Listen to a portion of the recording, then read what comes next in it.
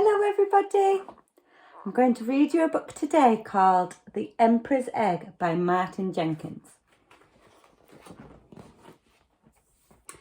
Down at the very bottom of the world, there's a huge island that's almost completely covered in snow and ice.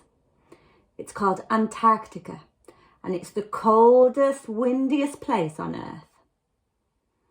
The weather's bad enough there in the summer, but in the winter it's really horrible.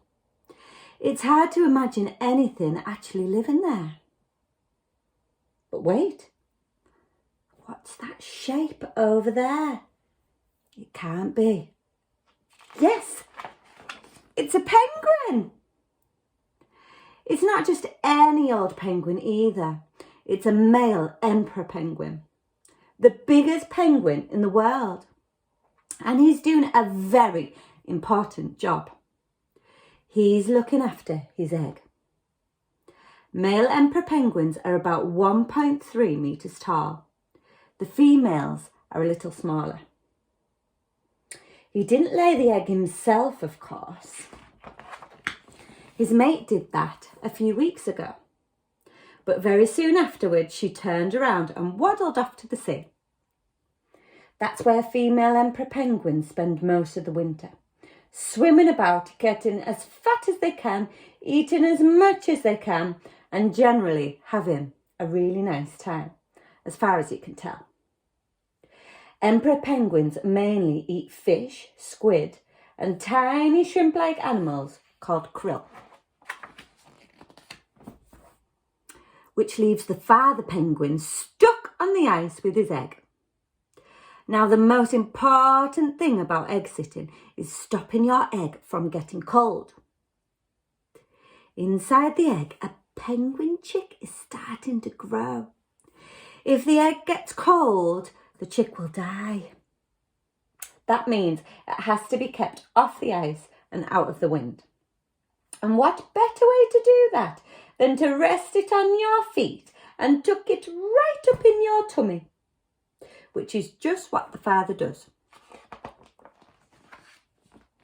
And that's how he'll stay for 2 whole months until his egg is ready to hatch. Can you imagine it? Standing around in the freezing cold with an egg on your feet for 2 whole months. Female emperor penguins lay 1 egg in May or June, which is the beginning of winter in Antarctica. What's more, there's nothing for the father penguin to eat on land. And because he's egg sitting, he can't go off to the sea to feed. So that means 2 whole months with an egg on your feet and no supper or breakfast or lunch or tea. I don't know about you, but I would be very, very miserable. Luckily, the penguins don't seem to mind. They've got thick feathers and lots of fat under their skin to help keep them warm. And when it gets really cold and windy, they all snuggle up together and shuffle over the ice in a great big huddle. Most of the time, the huddle trundles along very, very slowly. But sometimes when the penguins get to a particularly slippery slope, they slide down it on their tummies, pushing themselves along with their flippers, always remembering to take care of their egg and trying hard not to bump into each other.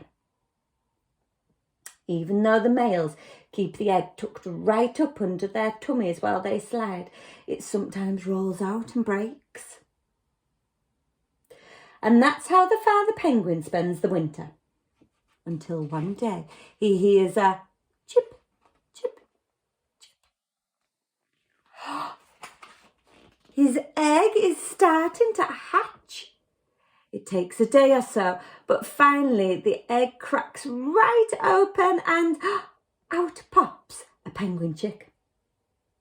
Now the father penguin has 2 jobs to do. He has to keep the chick warm and he has to feed it. The chick is only about 15 centimetres tall at first and much too small to keep warm by itself.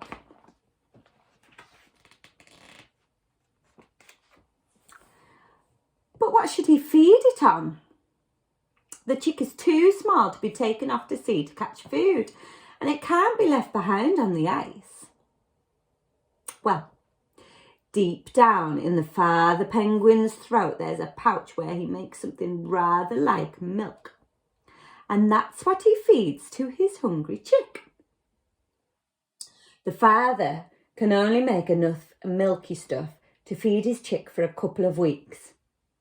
But just as he's about to run out, a dot appears on the horizon. It gets closer and closer and, oh, yes! It's Mum!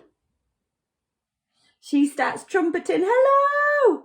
And the father penguin starts trumpeting, hello! And the chick whistles. The racket goes on for hours and it really does sound as if they're incredibly pleased to see each other. Every adult penguin has its own special call, like a fingerprint. Chicks have their own special whistle too. As soon as things have calmed down, the mother penguin is sick right into her chick's mouth. Yuck, you might think. Yum, thinks the chick, and it gobbles down the lot. It's the mother's turn to look after the chick now, whilst the father sets off to sea for a well-earned meal of his own. About time too.